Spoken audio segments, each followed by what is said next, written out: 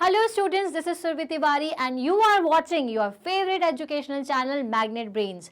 हम पढ़ रहे हैं चैप्टर नंबर 17 जिसका नाम है forest are lifeline. Well lifeline क्यों है, आई होप आपको इसके दो पिछले जो वीडियो हमने बनाए थे उससे समझ में आ ही रहा होगा।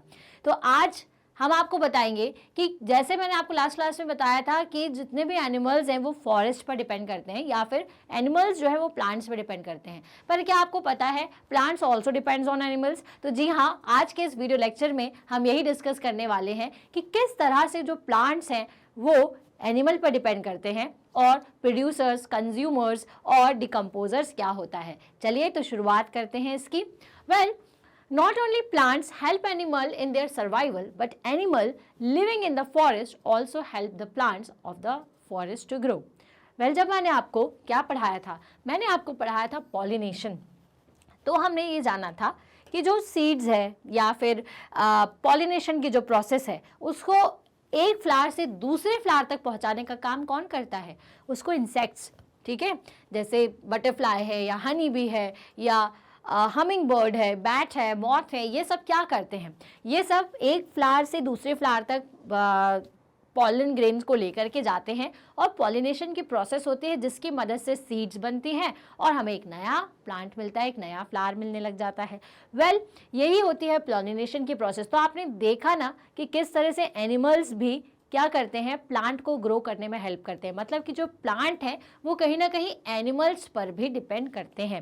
मैंने आपको पहले ही बताया कि इस पूरे नेचर में या हमारी पूरी अर्थ पर हर एक चीज़ एक दूसरे पर डिपेंडेंट है। तो हम ये नहीं सोच सकते कि हम ह्यूमंस हैं तो हम किसी प्लांट पर डिपेंड नहीं करेंगे या किसी जानवर पर डिपेंड नहीं करेंगे। हम कहीं ना कहीं हर एक चीज़ पर डिपेंड करते ही करते हैं। ओके, सो अगर पॉलिनेशन की प्रोसेस नहीं होगी तो क्या होगा, flowering of plants cannot from seeds and hence cannot reproduces। where pollination नहीं होगा तो seeds formation नहीं होगा, seeds formation नहीं होगा तो नया plant नहीं लगेगा, नया plant नहीं लगेगा तो फिर एक फूल नहीं लगेगा, एक नया flower नहीं लगेगा और इस तरह से क्या होगा कि जो प्रोसेस है, जो चेन है वो आगे नहीं बढ़ेगी और सारी चीज़ें खत्म हो जाएंगी। तो इसलिए ज़रूरी है कि जो प्लांट है उसका पॉलिनेशन हो और पॉलिनेशन किसकी मदद से होता है, एनिमल्स की मदद से होता है। Animal also helps in dispersal of seeds, ठीक है, जो एनिमल्स होते हैं वो सीड्स को डिस्पर्स करने के भी काम में आते हैं। कैसे आते हैं, कभी अपने वेस्ट के थ्रू कई एनिमल्स फ्रूट्स को खा लेते हैं, ठीक है, और वो कहीं दूर चले गए, वहाँ जाकर के वो अपना वेस्ट जब निकालते हैं तो उनके वेस्ट में जो भी वो चीज़ खाते हैं वो निकल के आ जाती है, जो भी सीड्स हैं वो निकल के आ जाते हैं। इस तरह से वो सॉइल में पहुँच जाते हैं। जब सॉइल में पहुँचेंगे तो जर्मिनेशन होगा और फिर से एक प्लांट प्रोड्यूस हो जाएगा। तो इस तरह से आपने देखा कि जो एनिमल्स हैं वो प्लांट को खाकर या उसके फ्रूट को खाकर भी प्लांटेशन में मदद कर देते हैं। या कई बार उनके फरी बॉडी में भी ये प्लांट का कुछ पार्टिकल चिपक जाता है और जो कि पॉलिनेशन की प्रोसेस को करता है या किसी और प्लांट को लगाने में मदद करता है। हम ये सारी प्रोसेस ऑलरेडी डिस्कस कर चुके हैं। अगर आप इसको और डीप में समझना चाहते हैं, पढ़ना चाहते हैं तो आप हमारा प्रीवियस चैप्टर देख सकते हैं, रिप्रोडक्शन प्लांट, जो कि आपको कहाँ मिलेगा, www.magnetbrain.com की ऑफिशियल वेबसाइट पर मिल जाएगा, ठीक है। तो इससे हमें ये समझ में आ रहा है कि जो प्लांट है ना वो एनिमल पर डिपेंड करते हैं, राइट। सेवरल सीड्स और फ्रूट्स हैव हेयर और spines on them. These stick into animal skin और fur and are carried to a long distance। जैसा मैंने बताया कि कई फ्रूट्स में क्या होते हैं, हेयर्स होते हैं, स्पाइन्स होते हैं जो कि एनिमल्स की बॉडी पर लग जाते हैं और जब वो कहीं और जाते हैं तो वो उसकी मदद से बिखर जाएंगे और वहाँ पर प्लांट ग्रो करेगा। Animal excreta and their dead bodies add nutrition to the soil. साथ ही साथ क्या होता है कि कई जो जानवर जो ख़त्म हो जाते हैं, ठीक है, या उनकी जो डेड बॉडीज़ रहती हैं वो धीरे धीरे किसमें आसपास के जो छोटे एनिमल्स हैं वो तो उनको खाते ही खाते हैं, साथ में उनकी जो बॉडी है वो सॉइल में मिल करके क्या बनाती है, एक बहुत अच्छा सा खाद बनाती है जो कि प्लांट को क्या देती है, उनकी बॉडी की हेल्प से न्यूट्रिशन प्रोवाइड करती है, राइट। तो ये सब पॉइंट बिल्कुल ध्यान रखते चलिए, समझते चलिए चीज़ों को।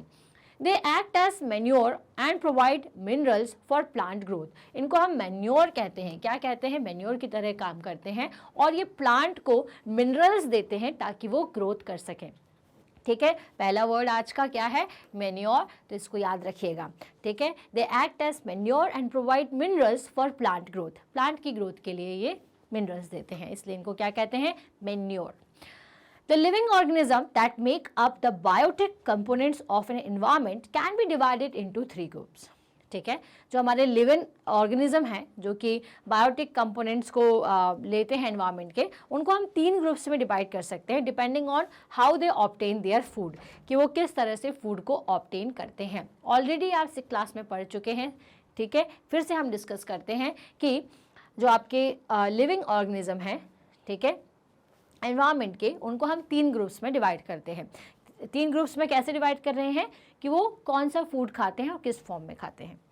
चलिए, you know that green plants make their own food from carbon dioxide and water using the energy of sunlight. ये तो हमें पता है फोटोसिंथेसिस की प्रोसेस में कि वो सूर्य की किरणों की मदद से अपना कार्बन डाइऑक्साइड लेंगे, ऑक्सीजन को छोड़ेंगे और अपना खुद का फूड बनाते हैं। Organism that can make their own food are called the producers. ठीक है, याद रखिएगा, प्रोड्यूसर्स, कंज्यूमर्स एंड डिकम्पोजर्स की हम बात करने वाले हैं। प्रोड्यूसर्स क्या होते हैं? ऐसे ऑर्गेनिज्म जो कि अपना खाना खुद बनाते हैं, अपना फूड खुद बनाते हैं, खुद प्रोड्यूस कर रहे हैं, क्योंकि इसलिए उनका नाम क्या है, इसलिए उनका नाम प्रोड्यूसर्स हैं। They are also called autotrophs. इनको हम और क्या कहते हैं? इनको हम कहते हैं ऑटोट्रॉप्स। तो हमारे दूसरे वर्ड्स कौन से हो गए आज के इस लेक्चर्स के? पहला था आपका कौन सा वर्ड? पहला था मैन्योर, ठीक है। दूसरा वर्ड है आपका कौन सा? दूसरा वर्ड है प्रोड्यूसर्स एंड ऑटोट्रॉप्स। तो आपको मैन्योर मतलब जो कि मिनरल्स प्रोवाइड करें, किसको? प्लांट को, उनको मैन्योर कहते हैं। अब आते हैं प्रोड्यूसर्स। तो जो प्लांट या ऑर्गेनिज्म, जो लिविंग ऑर्गेनिज्म में पेड़ पौधे भी आते हैं, आपको पता ही है, ठीक है, जानवर आते हैं, ह्यूमंस आते हैं, लेकिन पेड़ पौधे भी आते हैं। तो ऑर्गेनिज्म जो कि अपना खाना खुद बनाते हैं, जो किसी पर डिपेंड नहीं कर रहे हैं, ठीक है, खुद अपना सनलाइट की मदद से, जो डिपेंड तो सनलाइट पे कर ही रहे हैं, रेन पे कर रहे हैं, लेकिन खुद बना रहे हैं, ठीक है। तो organism that can make their own food are known as producers, ठीक है। and they are also called the autotrophs। अब ऑटो का मतलब होता है सेल्फ और ट्रॉप्स का मतलब होता है फूड, ठीक है, तो इसलिए इसको ऑटोट्रॉप्स भी कहते हैं। आई होप आपको ये चीज क्लियर हुई होगी, producers and autotrophs. some organism depends directly or indirectly on the food prepared by plants, ठीक है। कुछ ऑर्गेनिज्म जो हैं जो कि डायरेक्टली और इनडायरेक्टली किस पर डिपेंड करते हैं? प्लांट्स पर डिपेंड करते हैं, ठीक है। तो उन्हें हम क्या कहते हैं? उन्हें हम कहते हैं कंज्यूमर्स और हेट्रोट्रॉप्स, ठीक है। क्या कहते हैं? हेट्रोट्रॉप्स, याद रखिएगा, हेट्रोट्रॉप्स, ठीक, ये वर्ड याद रखिएगा, जिनको हम कंज्यूमर कहते हैं, क्योंकि वो कंज्यूम कर रहे हैं चीज़ों को, right. All animals including human beings are consumers. सारे जो ह्यूमन बींग्स हैं या एनिमल्स हैं, वो सभी क्या होते हैं? कंज्यूमर्स होते हैं, right. Herbivores such as cow, deer and goat are animals that eat plants, ठीक है। हर्बेरियर्स, अब इससे निकल के आते हैं कंज्यूमर्स में, 2 तरीके के होंगे। एक तो होगा पहला हर्बेरियर। अब हर्बेरियर्स क्या होते हैं?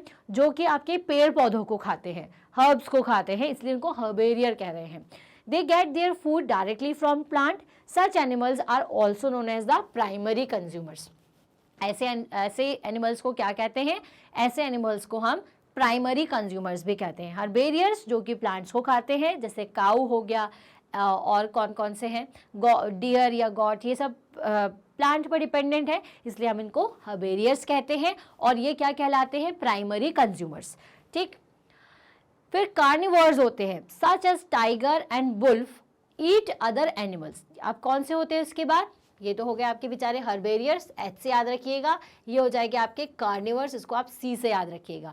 तो carnivores such as tiger and wolf eat other animal, they thus get their food indirectly from plants. इसका मतलब कि क्या? वो इनडायरेक्टली प्लांट से फूड को ले रहे हैं, और they are called the secondary consumers. इसलिए हम इनको क्या कहते हैं? इसीलिए हम इनको सेकेंडरी कंज्यूमर्स कहते हैं।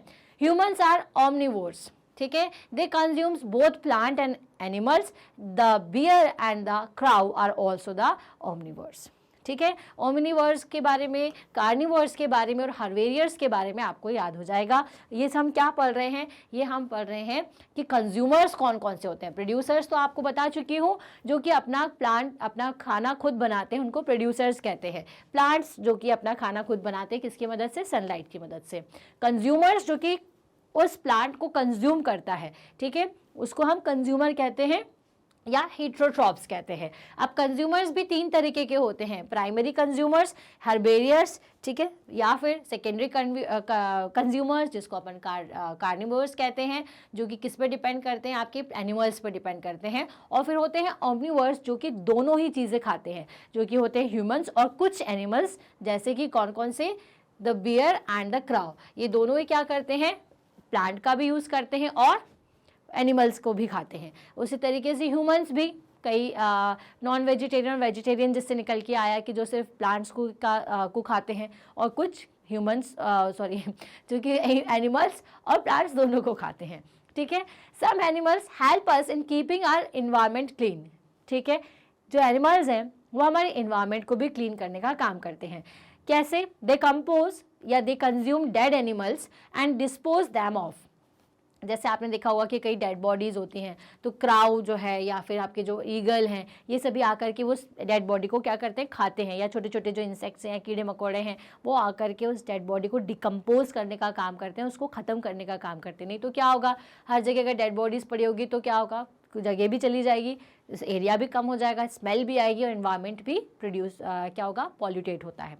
तो they consume dead animals and dispose them of. They are all the scavengers, ठीक है, जिनको हम क्या कहते हैं, स्कैवेंजर्स कहते हैं। Crow, jackal, hen and vultures are the scavengers, ठीक है, स्कैवेंजर्स, याद रखिएगा, स्कैवेंजर्स। तो ये सारे जो नाम है शायद थोड़े आप लोगों के लिए अलग हों, लेकिन इनको आपको याद में रखना है, ठीक है, ध्यान से इस चीज़ को याद रखिएगा। Bacteria and fungi are very small organism, ठीक है। तो ये तो हमने उन चीज़ों के बारे में बात करी थी अभी तक जो कि हमें दिखाई देते हैं, ठीक है। हम क्या पढ़ रहे हैं, फिर से याद दिला दूं, हम पढ़ रहे हैं प्रोड्यूसर्स, कंज्यूमर्स एंड डिकम्पोजर्स के बारे में बात। हम आपको बता चुके हैं कि भाई प्रोड्यूसर्स और कंज्यूमर्स क्या है, और थोड़ा बहुत हम डिकम्पोजर को भी टच कर चुके हैं, तो डिकम्पोज करें, बॉडी को छोटे छोटे पार्ट में डिवाइड कर दें। तो क्राउ और जो ऐसे एनिमल्स होते हैं, ठीक है, ये क्या करते हैं, जो कि एनिमल्स को खाते हैं और थोड़ा बहुत डिकम्पोज करते हैं। वेल, अब दूसरी दुनिया भी है जिसमें बैक्टीरिया और फंगी की दुनिया है। आप तो जानते हैं कि भाई ये फंगी जो है वो तो अपने रिप्रोडक्शन में भी हेल्प करता है, राइट, अपन पढ़ चुके हैं 12th चैप्टर में। अब साथ ही साथ जो बैक्टीरिया एंड फंगी है are very small organism that can not be seen with the naked eye. These are the micro organism. ये सभी क्या है, माइक्रो ऑर्गेनिज्म है, जो कि अपन डायरेक्टली नहीं देख सकते, माइक्रोस्कोप की मदद से ज़रूर देख सकते हैं। They are consume that feed mainly on dead remain of plants and animals and are called the decomposers। अब decomposers क्या हैं, तो यही जो बैक्टीरिया और जो फंगी हैं ये क्या होते हैं, ये होता है हमारा decomposers, ठीक है। ये डिकम्पोज करने का काम करते हैं, जिनको आप डायरेक्टली नहीं देख पाओगे, लेकिन धीरे धीरे जो बॉडी आप देखते हो कि कई दिनों तक अगर कोई डेड बॉडी पड़ी हुई है किसी काऊ की, तो या किसी डॉग की, तो या कहीं किसी ऐसे एरिया में जहाँ से कोई उसको उठा करके नहीं ले जा रहा है, तो आप देखोगे कि धीरे धीरे वो ख़त्म हो जाती है, सिर्फ आपको उसकी बोन्स दिखती हैं। तो ये बोन्स को क्योंकि डिकम्पोज होना बहुत टाइम लगता है, लेकिन जो उसकी अपर बॉडी रहती है वो पूरी डिकम्पोज हो जाती है। तो वो कैसे होती है, वो होता है बैक्टीरिया, फंगी, इन सभी की मदद से। तो इनको हम जो कि डिकम्पोज की प्रोसेस में यूज़ हो या जो डिकम्पोज करने का काम करें, तो उनसे हम कहते हैं डिकम्पोजर्स। तो प्लांट जो आपके बैक्टीरिया, फंगी हैं, ये सभी क्या करते हैं, ये सभी प्लांट की डेड बॉडी को, एनिमल्स की डेड बॉडी को, इवन ह्यूमंस की डेड बॉडीज़ को भी डिकम्पोज करने का काम करते हैं। The nutrients that producers green plants absorb from the soil are passed on all the consumers, ठीक है। न्यूट्रिशंस जो होते हैं, जो कि ग्रीन प्लांट्स एब्जॉर्ब करते हैं सॉइल से, कहाँ से एब्जॉर्ब करते हैं भाई, डिकम्पोजर ने डिकम्पोज करके सॉइल में भेज दिया, सॉइल से वो मिल गए, वहाँ से जो प्रोड्यूसर्स थे आपके ग्रीन प्लांट, अब आप चेन समझिएगा, सबसे क्या हुआ कि डिकम्पोज हो गया, ठीक है, डिकम्पोज होकर के सॉइल में मिल गया। अब ये डिकम्पोज होकर के जो प्लांट है, इसने जो कि क्या था आपका, जो कि आपका प्रोड्यूसर था, उसने इसको लिया, ठीक है, और इसको फिर कौन खाएगा, इसको खाएगा कंज्यूमर, राइट। डिकम्पोजर्स ने सॉइल में मिलाया, सॉइल में मिल गया, सॉइल में प्लांट ग्रो किया, ठीक है, जो कि क्या है, प्रोड्यूसर है। उस प्रोड्यूसर ने प्लांट बनाया, फ्रूट लगाया और जिसको कौन खा रहा है, कंज्यूमर खा रहा है। तो आप देखो तीनों चीज़ें डिपेंडेंट है। फिर कंज्यूमर क्या होगा, ख़त्म होगा, डेड बॉडी में कन्वर्ट होगा, डिकम्पोज होगा, फिर प्रोड्यूसर में जाएगा, फिर कंज्यूमर में जाएगा। तो ये जो कंटिन्यू चेन है वो बनती रहती है। तो जो न्यूट्रिशंस है that producers green plants absorb from the soil are passed on all the consumers, इस तरह से कंज्यूमर तक पहुंचते हैं। ठीक है। वेल, व्हेन अ प्रोड्यूसर और consumer die, bacteria and fungi act to break down and decompose the material of its dead body into the nutrient substance it was made up of। क्या होता है कि हर एक बॉडी जो है वो कुछ न्यूट्रिशन से बनी हुई है, चाहे वो एनिमल की बॉडी हो या ह्यूमंस की बॉडी। हमारे अंदर कुछ ऐसी चीज़ें हैं जो कि ख़त्म होने के बाद हमारे अगर बॉडी सॉइल में मिल जाए तो वो एक न्यूट्रिएंट्स का काम करती है किसी और प्लांट के लिए, किसी और चीज़ के लिए। तो वही बात है कि जब प्रोड्यूसर्स या कंज्यूमर्स की जो बॉडी है वो डेड हो जाती है तो वो धीरे धीरे बैक्टीरिया की मदद से छोटे छोटे पार्ट्स में टूट करके सॉइल में घुल जाती है और जितने भी न्यूट्रिएंट्स रहते हैं वो सॉइल को मिल जाते हैं। ठीक है। These nutrients return to the soil, अब वापस से हम कहाँ मिल गए, सॉइल में ही मिल गए। ठीक है। These nutritions return to the soil from where they came and mix with it. ठीक है। अब जहाँ से हम लगे, जहाँ से प्लांट बना था, ठीक है, खड़ा हुआ था, वापस से वहीं गिरा, वहीं से क्या हुआ, वो वापस से छोटे छोटे टुकड़ों में टूट के न्यूट्रिएंट्स का फॉर्म उसने ले लिया, सॉइल में मिल गया और एक नए प्लांट ने फिर उस न्यूट्रिएंट्स को ले लिया। ठीक है। मतलब जहाँ से जो आया था वो वहीं चला गया। Thus the decomposer serve a very useful purpose. ठीक है। इसलिए जो डिकम्पोजर है वो सबसे ज़रूरी काम करता है for maintaining the balance of nutrients in the soil by returning the nutritions to it. तो डिकम्पोजर जो है वो सबसे ज़्यादा इंपॉर्टेंट काम करता है। ये क्या करता है, ये जो भी बॉडी है उसको डिकम्पोज करके सॉइल तक पहुँचाता है। मतलब जो भी बॉडी के न्यूट्रिएंट्स है उसको छोटे छोटे टुकड़ों में तोड़ करके सॉइल में घुला देता है, मिला देता है, और जिससे जो भी प्लांट फिर उस सॉइल में लगाओगे तो उसको न्यूट्रिएंट्स मिलना शुरू हो जाते हैं। इस तरह से सॉइल के न्यूट्रिएंट्स को मेंटेन करने का काम करता है। ठीक है। तो डिकम्पोजर का रोल बहुत ज़्यादा इंपॉर्टेंट है। In this way nature cycles the nutrients that have been taken from the soil. तो इस तरह से नेचर में वापस से साइकिल होकर के वो जो भी न्यूट्रिएंट्स हमने नेचर से लिए थे, सॉइल से लिए थे, वो वापस से पहुंच जाते हैं। This is very important since the total amount of these nutrients all does not change. देखो, डिकम्पोजिशन की प्रोसेस बहुत ज़रूरी है क्योंकि जिस न्यूट्रिशन से प्लांट या एनिमल बने होते हैं ना, वो कभी ख़त्म नहीं होते और वही न्यूट्रिएंट्स जब उनके मरने के बाद सॉइल तक पहुंच जाते हैं। So what has been taken away must be put back for life cycle to continue. तो जितना भी किसी ने ग्रो करने के लिए लिया है अपने मदर नेचर से, उसको वापस उसको रिटर्न करना होता है ताकि जो साइकिल है वो बनती रहे।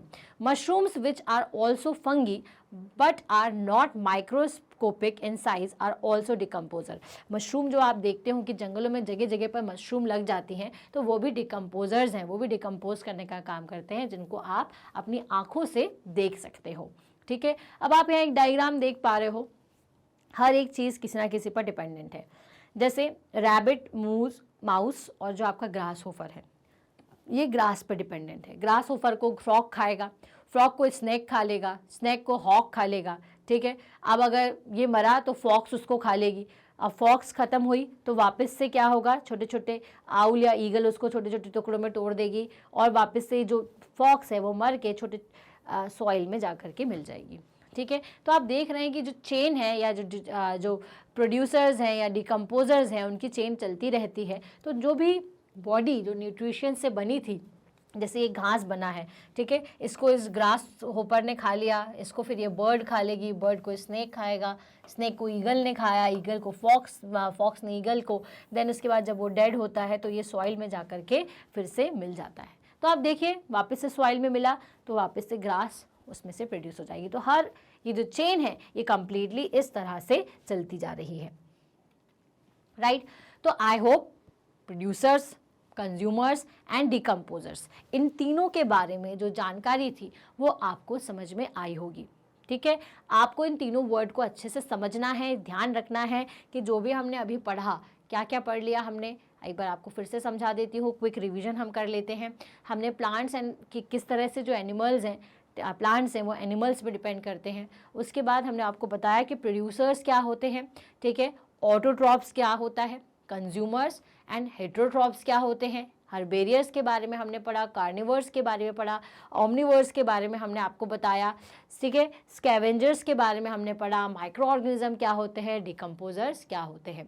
ओके, तो इस वीडियो में आपको आई होप सारी चीज़ें क्लियर हुई होंगी। ठीक है, अब हम आपको मिलेंगे हमारी अगली क्लास में, जिसमें हम फर्दर और टॉपिक्स को पढ़ेंगे ऑफ चैप्टर नंबर 17। ठीक है, टिल देन अगर आपको पुराने वीडियोस देखना है, पुराने क्या क्या टॉपिक कवर हुए इस चैप्टर के या किसी और चैप्टर के, तो आप जाएं www.magnetbrains.com की ऑफिशियल वेबसाइट पर। जैसे ही इसको क्लिक करेंगे आपको स्क्रीन नज़र आएगी जिसमें बहुत सारी क्लासेस हैं। जो भी क्लास के आप स्टूडेंट हैं उसको सिलेक्ट करेंगे तो आपको सारे सब्जेक्ट्स दिखेंगे। आप उन सब्जेक्ट्स पर जाएं, जैसे ही सब्जेक्ट्स पर जाते हैं आपको इस तरह से एक विंडो दिखेगी जिसमें आपको चैप्टर्स, उनके सब टॉपिक, सब कुछ देखने को मिलेगा। जो भी टॉपिक पढ़ना चाहते हैं उस पर जस्ट क्लिक करिएगा। जैसे ही आप क्लिक करते हैं तो आपको इस तरह से एक वीडियो दिखेगा। वीडियो को आप ध्यान से सुने, पढ़ें, अगर पसंद आता है तो लाइक करें, सब्सक्राइब करें और अपने दोस्तों के साथ शेयर करें, अपने सेम क्लास वाले दोस्तों के साथ भी और ऐसे दोस्त भी जो कि आपके किसी और क्लास में हैं, क्योंकि हमारे पास किंडरगार्टन से लेकर के क्लास 12 तक के सभी सब्जेक्ट के ऑनलाइन वीडियो लेक्चर्स अवेलेबल हैं, वो भी 100% फ्री ऑफ कॉस्ट। ओके, तो हम आपको मिलेंगे हमारी नेक्स्ट क्लास में जिसमें हम चैप्टर नंबर 17 को ही कंटिन्यू करेंगे। Till then, stay happy, stay healthy. Thank you so much.